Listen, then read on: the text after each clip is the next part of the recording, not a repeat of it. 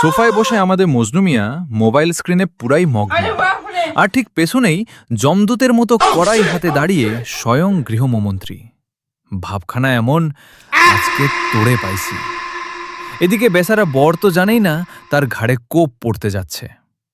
সে স্ক্রিনে একটা মেয়ের ভিডিও দেখে ভাবল, উফ, ব্যাগটা তো দারুণ, এটা না কিনলে আজ রাতে কপালে ভাত নাই। যেই না কিনতে গেল অমনি ব্যাংক অ্যাকাউন্ট বলল, হবে না বাবা, টাকা নাই। কিন্তু জানের ভয়ে বড়মশাই হার মানলেন না, অন্য কার্ড বের করে ধুমধাম পেমেন্ট সাকসেস করে ফেললেন। পেছনের গৃহমন্ত্রী তখন মনে মনে ভাবছেন, খাঁটি সরিষার তেল দিয়ে আজ পিঠের চামড়া তুলব।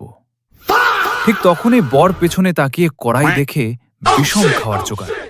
সে দাঁত বের করে বলল, আরে জানো, তোমার জন্যই তো ব্যাগটা অর্ডার করলাম।